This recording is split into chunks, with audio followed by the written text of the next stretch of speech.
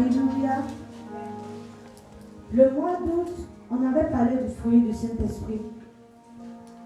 Et on a parlé de l'amour. C'est vrai qu'on n'a pas touché tout, mais je crois que c'est ce que Dieu a prévu qu'on touche. Ce qui devrait te servir d'avancer, c'est ce que Dieu a voulu qu'on touche. Amen. On pourra revenir dessus après. Mais pour ce mois de septembre, le thème c'est vivre la vie de Christ. Tu as reçu le Saint-Esprit.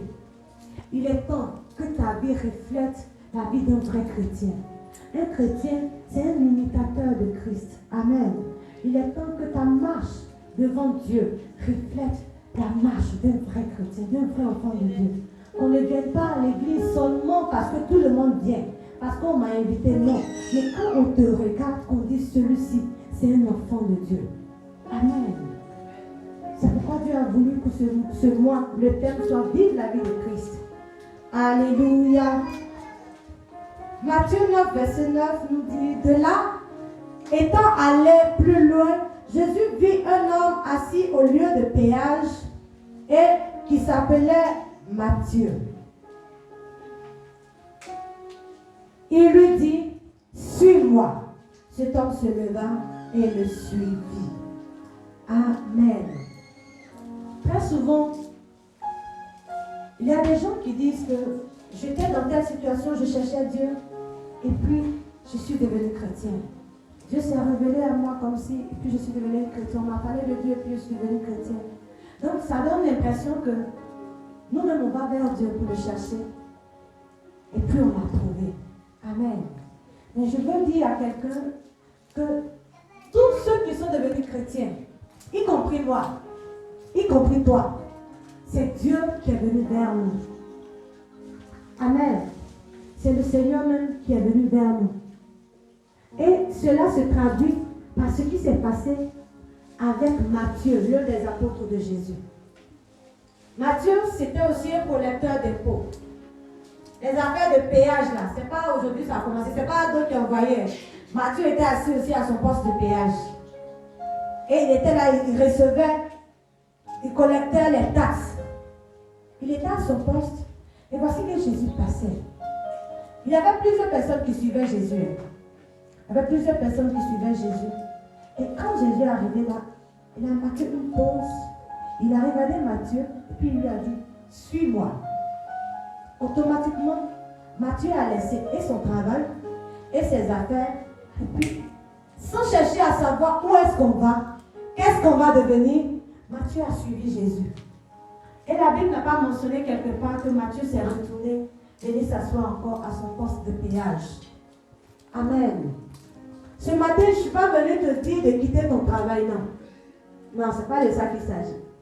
Je ne suis pas venue te dire, quitte là où tu habites et viens à Abata.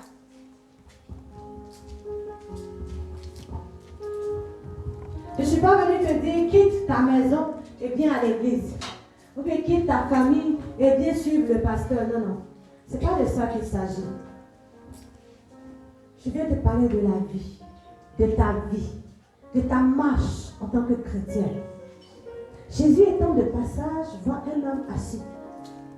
Il lui dit, suis-moi. Et puis automatiquement, le gars se lève et puis il suit Jésus. Donc nous dirons que suis-moi, c'est simplement se déplacer d'un point A à un point B, n'est-ce pas?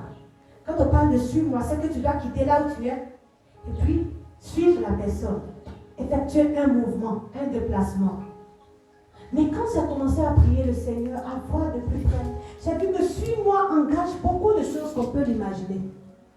Quand on parle de suis-moi, Amen. Joël vient. Je suis là, je viens, je trouve Joël, et puis je lui dis suis-moi. Et puis je prends une direction. Normalement, c'est juste le mouvement de Joël qui me suit, n'est-ce pas? Mais le suis-moi va plus loin que cela. Le suis-moi veut dire que si je vais à droite, Joël doit faire quoi? Il doit venir à droite.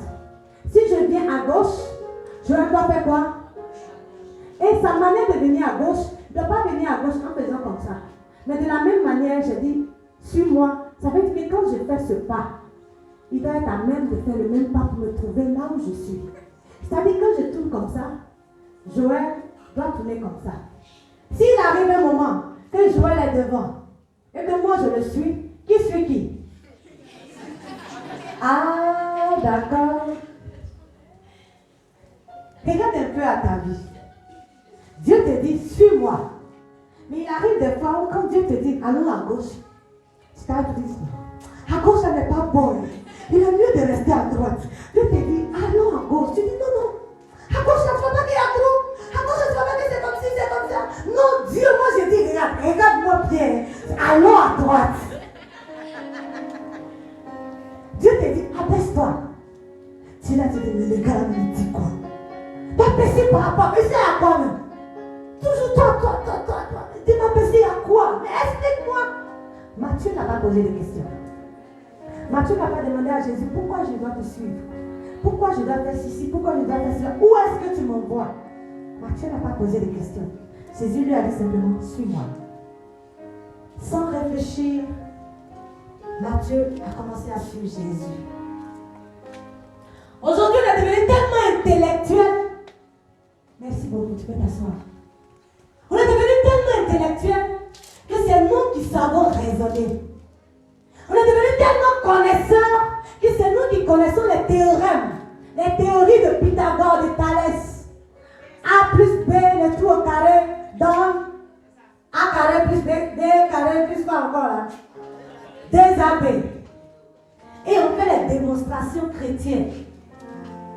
Seigneur, toi-même tu sais, ce travail-là, si j'ai eu ça, regarde un peu, quand je serai grand, tu vas non, je vais devenir comme ci. Et quand je vais faire comme ça, tu vas voir que je pourrais faire ceci, je pourrais faire cela. Non, mais je ne peux pas attendre, parce que ton œuvre là, on doit le faire. Alors tu t'as dit, attends. Non, ce gars-là, c'est le pain. Si je l'ai laissé, il n'y a pas autre, c'est mon pain. Dieu te dit, attends. Sinon, Seigneur, c'est ma côte. Je ne peux pas la laisser partir. Qu'est-ce que pour que demain, et c'est là qu'on sait qu'on a le discernement. Quand je vois là, il vient de Dieu.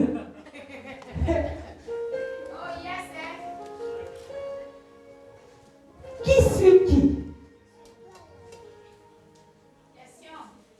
Demande à ton voisin, c'est toi qui suis Dieu ou bien c'est Dieu qui te suit?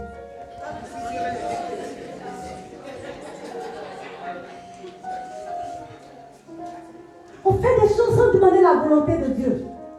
Tellement on est indépendant, on ne sait pas qu'on est lié à quelqu'un.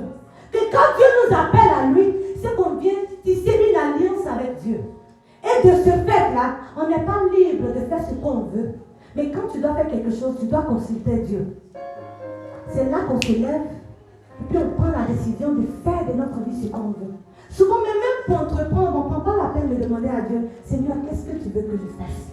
On se lève, on s'en va investir. Et quand on s'en va, on tombe dans le trou. On regarde sa seule peur, que Dieu même là, je le prie, mais je ne vois rien avancer. J'entreprends même, ça ne va pas. Hey! Tu suis qui? Quand on dit suis-moi et que tu obéis, c'est que tu reconnais que cette personne a la capacité de te diriger. C'est que tu n'es plus maître de toi-même. Tu dépends de lui. Amen. Tu acceptes qu'il te conduise. Quand à la maison, tu montres quelque chose à un enfant et que l'enfant ne voit pas, tu dis, suis ma main. L'enfant fait quoi? Il regarde la direction de ta main pour voir ce que tu lui montres. Mais nous, Dieu nous dit, suis ma main. Nous, on est là-bas. Mais regarde ici. Suis-moi. Suis-moi. Ça concerne aussi tes volontés. Et on ne fait pas les choses parce qu'on doit le faire. Mais on fait les choses parce que si Dieu devrait faire un acte, devrait poser un acte, il n'aurait pas fait comme moi. Si Dieu devrait faire quelque chose, il aurait fait comme si. Voici ce que Jésus a fait. Quand il était dans telle circonstance, dans tel problème, dans telle situation. Alors, en tant qu'imitateur de Christ, je dois faire comme lui. Suis-moi, c'est faire ce que Jésus a fait. Marcher dans les pas de Jésus. Regardez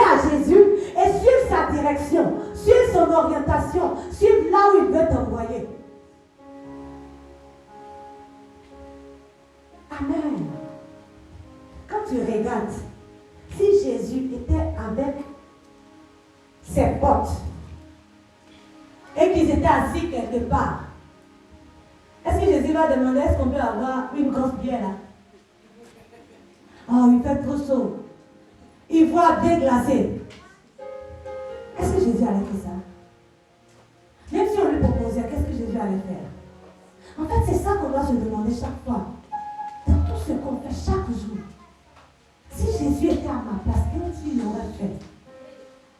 Si Jésus était à ma place, qu'est-ce qu'il aurait dit?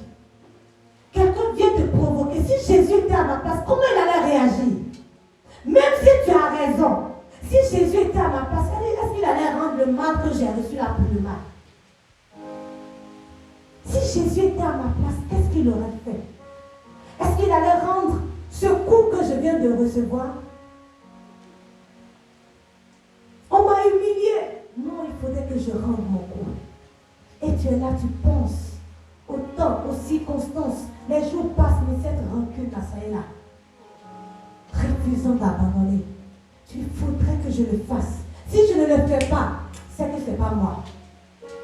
Si c'était Jésus, qu'est-ce qu'il aurait fait? On veut porter le titre de chrétien, mais on ne veut pas vivre la vie de chrétien. On veut qu'on nous appelle chrétien, mais on ne veut pas marcher comme un chrétien. Les sacrifices, c'est comme si ce n'est pas notre genre. Non, moi, les sacrifices, là, je ne suis pas le genre. C'est comme si on est chrétien privé sacrifice. Quand on parle de sacrifice, ce n'est pas aller attraper un animal et puis le tuer, non. Le sacrifice, ça peut bien au-delà. Le sacrifice, c'est quand tu regardes à ta vie, tu sais qu'aujourd'hui, là, il pleut. Voici un bon temps pour tirer le drap et puis faire une grasse matinée. Et quand tu regardes l'heure, il est 9 heures. Et puis tu vois que tu as un rendez-vous avec ton Dieu. Qu'est-ce que tu dois faire? Rester pour dormir ou bien venir dans la maison de Dieu? Le sacrifice, c'est quand tu regardes. Il y a une goutte qui te plaît. Si c'était dans ton avant, tu aurais couché ça depuis. Mais tu regardes et tu dis, est-ce que Dieu aimerait que je fasse ça? Le sacrifice, c'est quand tu regardes l'argent.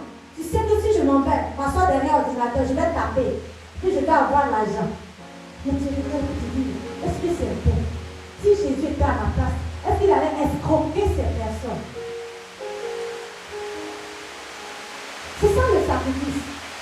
Ou quelqu'un t'insulte copieusement.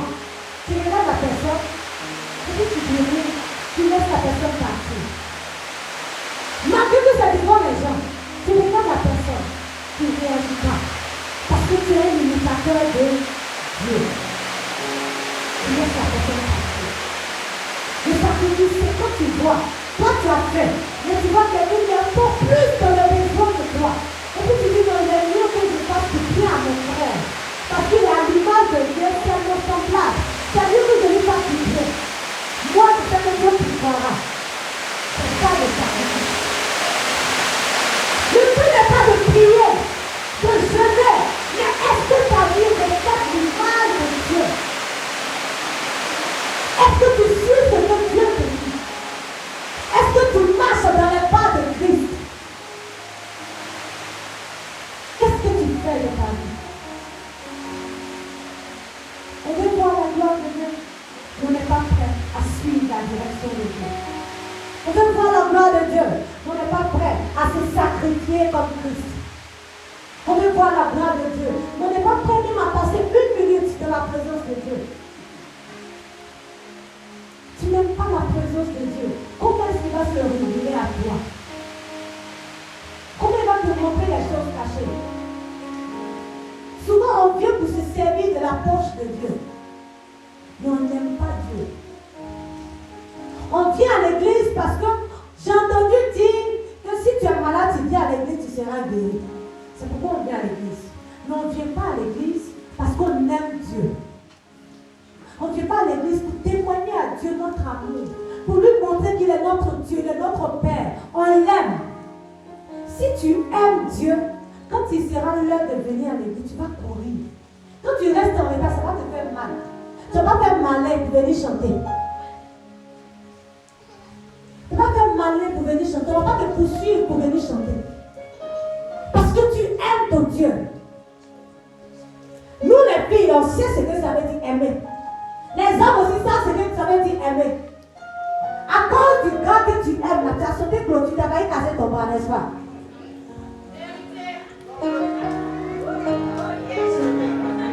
Ton bras te dit ne sors pas. Mais tu trouves toujours le moyen de partir le voir. Les hommes, vous n'avez rien à la maison, mais quand maman te dit non, maman, il faut dire, maman, je n'ai rien. Mais pour la petite Gaule, tu es prêt. Même si c'est pas aller mouiller maillot, faire maçon, comment on appelle ça même? Manawa, voilà. Même si c'est pas faire Manawa, il fallait donner un peu cœur de la Gaule. Tu es prêt. Comme n'est-ce pas?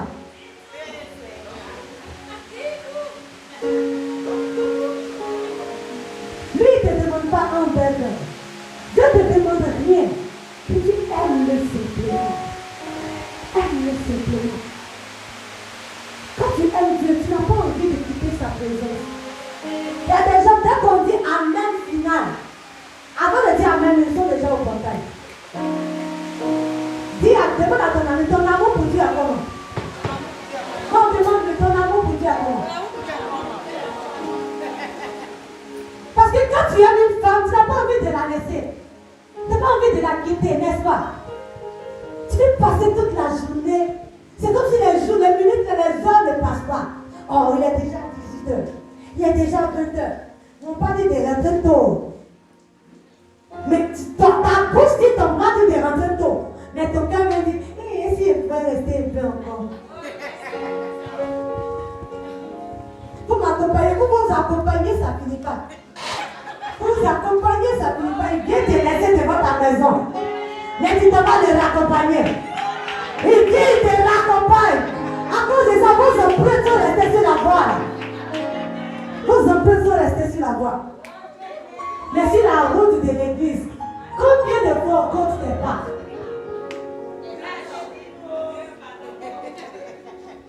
Combien de fois on compte tes pas? La bonne va te donner gourmet demain. Le gars, il va taper dans ton dos. Et à cause de lui, tes chaussures sont finies.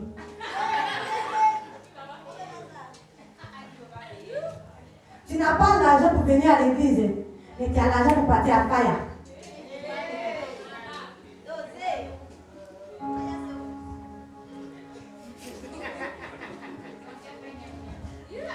Amen.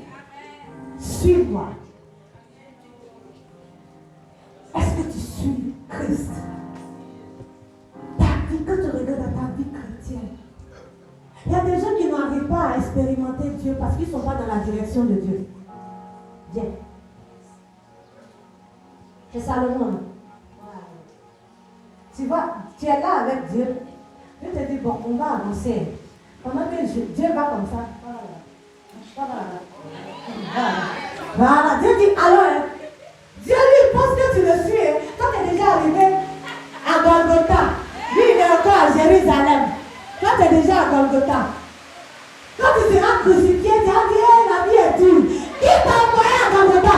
Est-ce que c'est lui qui t'a envoyé là-bas?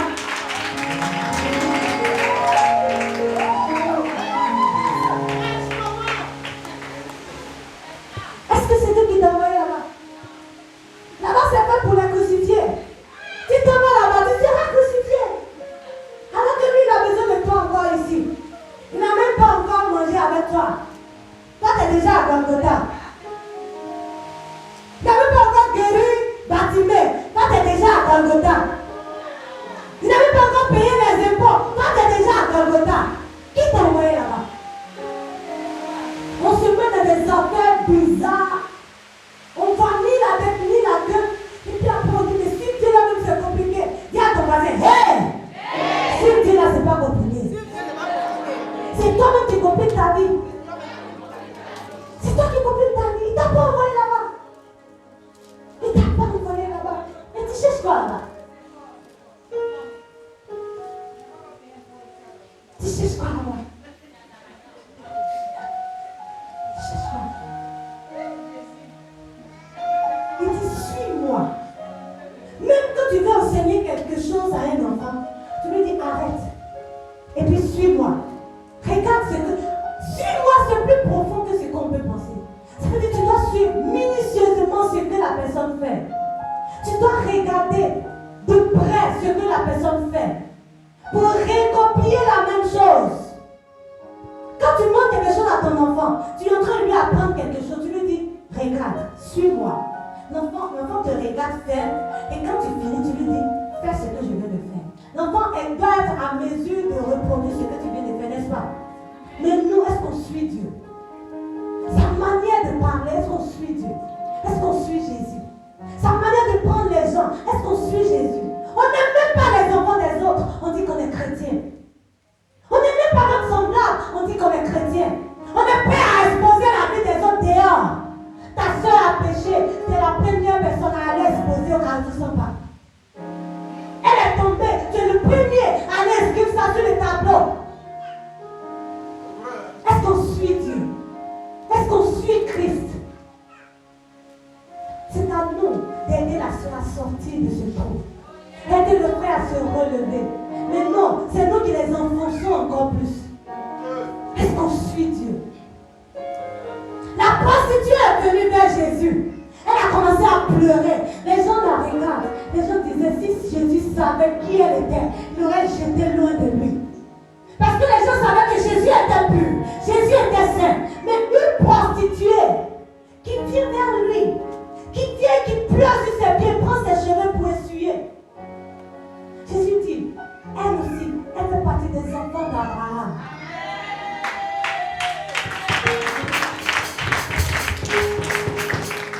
Mais nous, on est super saints. Non, je ne dois pas marcher avec lui parce que lui n'est pas spirituel. Je ne dois pas marcher avec elle parce qu'elle n'est pas spirituelle. Parce qu'elle n'est pas ceci, elle n'est pas cela. Non, ils vont dire quoi? Qui est-ce que tu suis? Ils vont dire quoi? Si tu es super spirituel, mais aide là, atteins ton niveau.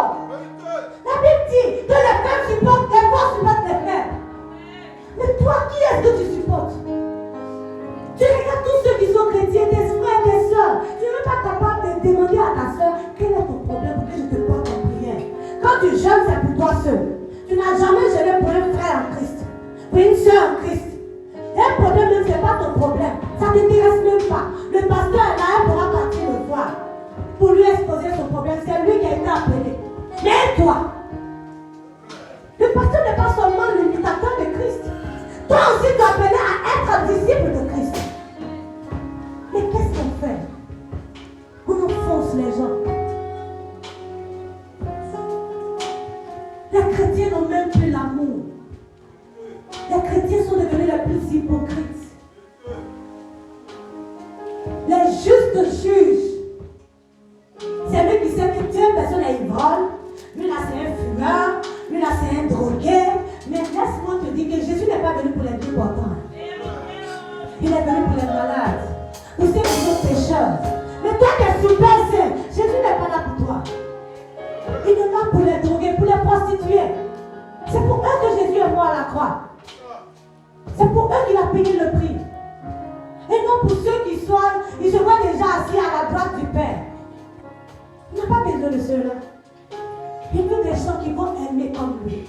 Des gens qui sont capables de pardonner comme lui.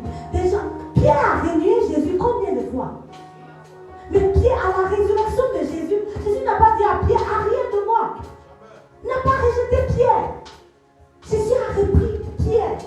Et le plus du temps que Jésus a passé avec ses apôtres, Pierre aussi était là.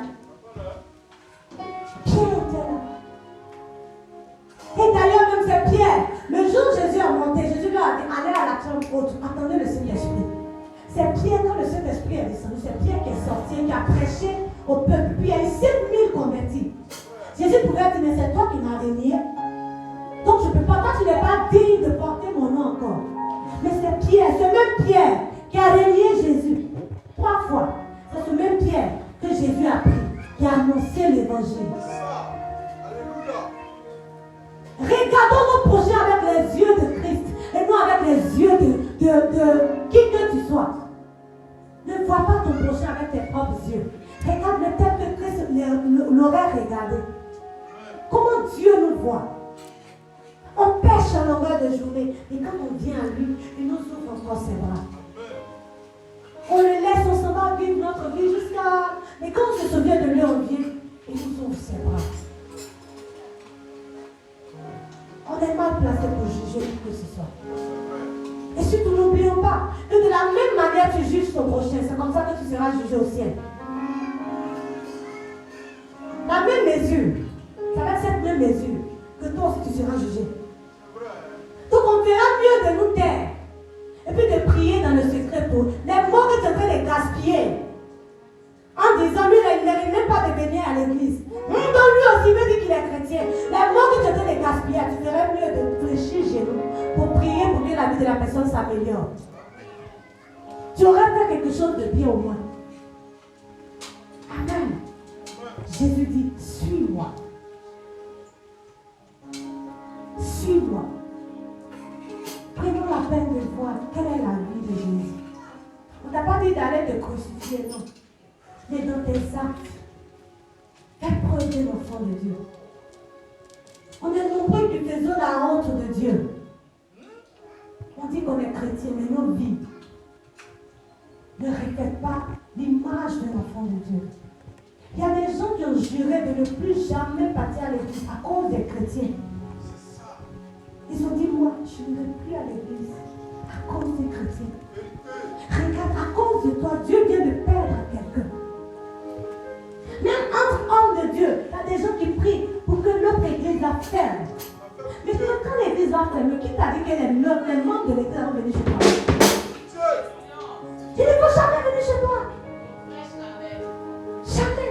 Donc on gagnera à prier pour que les personnes que Dieu a prévues pour l'homme de Dieu, là, que ces personnes-là viennent vite pour recevoir la grâce de Dieu. Plutôt que de jeûner, de prier pour que l'église se ferme. Tu peux être dans un quartier. Les gens que Dieu a prévus qui viennent chez toi, c'est eux qui viendront. Quelqu'un peut habiter devant ta maison, devant ton église. Si Dieu n'a pas prévu que toi, tu dois être son berger, la personne ne viendra jamais dans ton église. Mais c'est la personne que Dieu a prédestinée. Pour toi, c'est la personne qui viendra. Donc arrêtons de faire de ces combats inutiles. Allons-nous pour combattre avec l'ennemi. Lui qui est en train de détruire les enfants de Dieu. Allons combattre avec lui. Mais laissons nous-mêmes en tant que chrétiens là. Arrêtons. On suit qui? Qui est notre maître?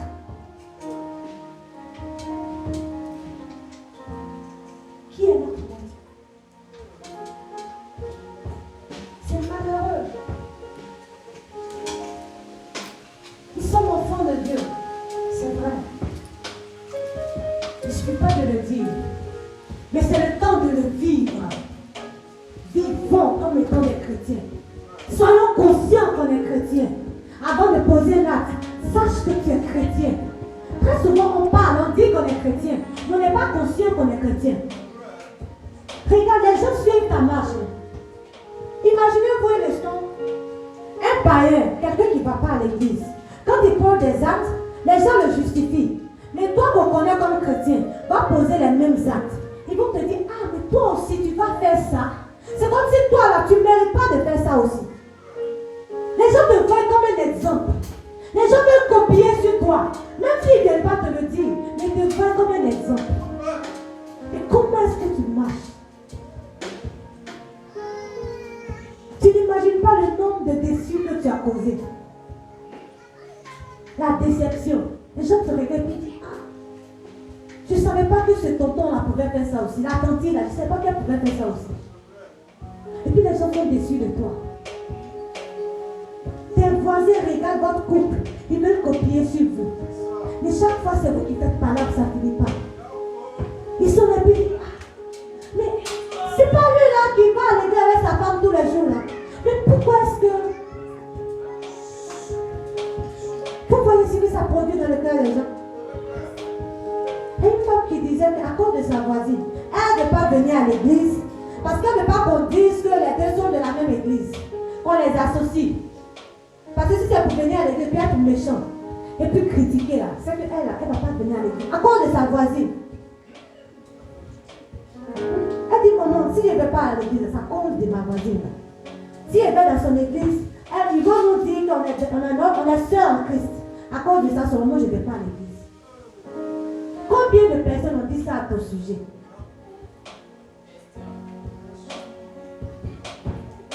On évangélise, c'est vrai. Mais nos vies doivent porter l'évangile plus que notre bouche. Quand tu dis à quelqu'un Jésus t'aime, il faudrait que toi-même, on voie en toi que Jésus t'a aimé le premier. Et donc tu viens lui dire, regarde ce que Jésus a fait dans ma vie. Il t'aime aussi, il peut faire ça aussi dans ta vie. C'est ce que l'évangile veut dire. Quand tu dis à quelqu'un Jésus t'aime, tu regardes la personne regarde à ta vie. Bon, la personne dit, donc si je vais à l'église, c'est que je serai comme elle. Je serai comme lui. Parce que je sais ce qu'il était avant, je sais ce qu'il est devenu aujourd'hui. Donc si je vais là, quand je regarde sa vie, je sais que Jésus aussi peut me transformer ici. Mais nous, on dit dans la bouche, Jésus t'aime, donne ta vie à Jésus.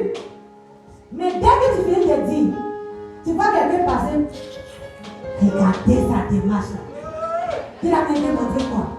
Il n'a même pas encore déposé le micro. Allô, allez. Faisons attention. Vivons la vie de Christ. Marchons comme Dieu souhaiterait qu'on marche. Nous sommes des imitateurs de Christ. Des imitateurs. Ça veut dire que tu ne fais pas ce que tu veux, mais tu reproduis ce que ton maître a fait. Nous devons des copies conformes de Christ. Mais non, photocopie le même mieux. Quand tu prends la vie de Jésus, et puis tu prends ta vie, moi je ne veux pas réfléchir à ta place, va me imagine un peu. Regarde la vie de Jésus, qui aime, qui pardonne, qui accepte tout le monde. Et puis prends ta vie. La ressemblance c'est comment? C'est copié conforme ou bien c'est écrit dessus fraude?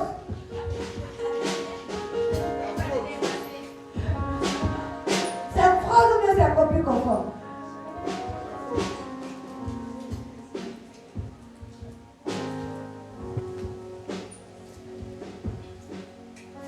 Amen. Soyons à l'image de Dieu. On vivra encore plus heureux. Je dis toujours que de la manière c'est difficile de voler là. Pour voler, c'est pas facile. Hein? Le voleur, il s'assoit, il va réfléchir. Comment il va faire son plan? Il finit d'élaborer son plan pour aller exécuter même là. Regardez le trac qui est dedans. Regardez la pression qui est dedans. Regardez la peur qui est dedans. Les risques qui sont dedans. Mais c'est pas mieux quand tu travailles, tu as ton argent. Là, c'est comme si tu dépenses sans qu'on te pose question. Tout le monde sait que tu n'as pas l'argent. Dans la maison, on sait que tu fais rien. Ou bien tu es un enfant, tu ne peux pas avoir cette somme. Quand tu viens à la maison avec quelque chose, la première réaction, c'est qui t'a donné? N'est-ce pas? Mais quand les gens savent que tu es autonome, tu travailles, qui va venir te demander qui t'a donné? On va te poser des questions. C'est pareil. Au lieu de faire semblant avec Dieu, où tu vas te cacher comme un chat noir, tu attends la nuit pour sortir, pour ne pas que le pasteur te voie. C'est pas que tu vas vivre la vie de Christ la journée là. Tu sors calmement, tu fais des choses, tu n'as pas de problème avec quelqu'un. Tu n'es pas à l'aise. Pourquoi la même sérénade? Tu dis à la femme, fais vite, il ne faut pas la pourquoi on va venir ici. Quand tu... Et puis tu es là. Hey! Et puis tu finis même temps de tomber dans le trou pour te blesser. Dans toi-même ton argent. Tu es en train de te blesser. Tu souffres dans ton propre argent que tu as souffert pour avoir. Tu vas souffrir pour manger. C'est pas mieux. Tu vas laisser tomber dans ces histoires-là. Et puis tu vas vivre en pleine santé. Le docteur va te dire, tu as la vie. Je vous assure, les chrétiens, là, ils sont jolis. Hein. Quand tu es dans le péché, là, tu parais bien d'une manière. Mais quand tu es chrétien, la paix de Dieu est avec toi. Tu rayonnes une gloire qui ne dit pas son nom, qui rayonne ton visage.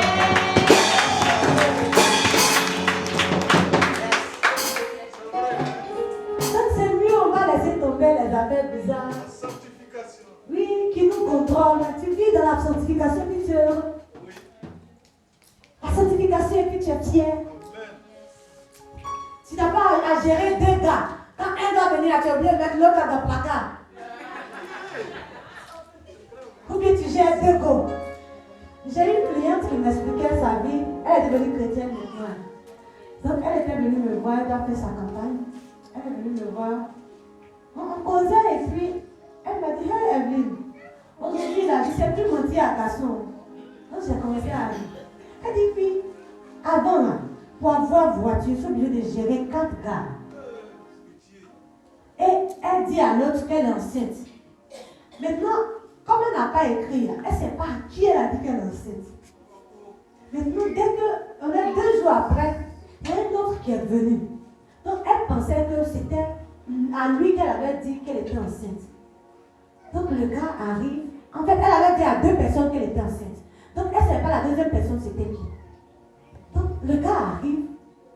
Elle sort pour l'accueillir, elle couvre son visage pour lui montrer. Il dit, ah mais il y a quel problème?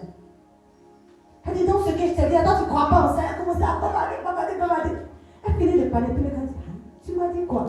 C'est là qu'elle se rappelle que c'est pas à lui qu'elle a dit ça, que c'est à l'autre qu'elle a dit ça. Donc elle dit, non, je t'ai expliqué mes problèmes, mais depuis là, tu ne réagis pas. Donc tellement elle a fait le gars, il ne comprenait rien. Donc le gars dit, c'est quelle histoire encore? Il dit, mais je t'ai expliqué des choses. Même je t'ai envoyé un message, tu n'as pas reçu le message. Le gars dit, mais voici mon téléphone, je n'ai rien reçu. Il dit, d'accord, je n'ai plus d'argent.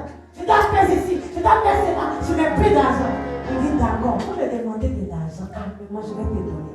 Le gars lui donne. Et puis le gars s'en va là. Elle a dit, c'est qui c'est un qui dit que j'étais enceinte? Donc elle dit, arrivé un moment, elle avait son carnet. Ce qu'elle dit à elle écrit.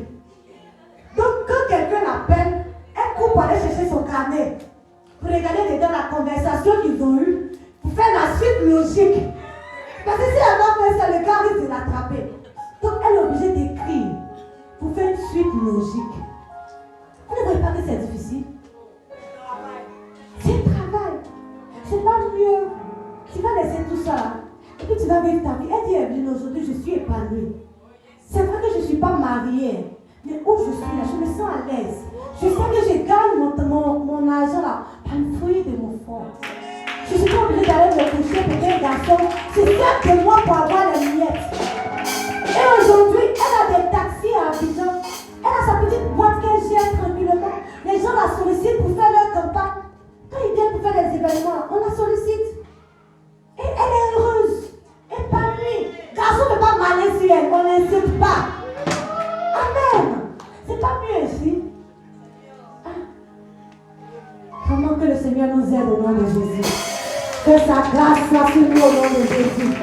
Dis à ton voisin, vis la vie de Christ. Marche selon Christ. Suis Christ. Ça te fera du bien. Amen. On va se tenir debout, je vais prier le Seigneur.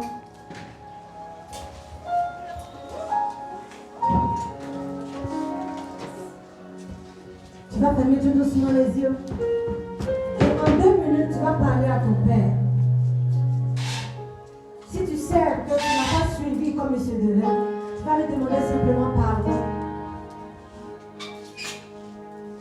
Élève la voix et prie le Seigneur.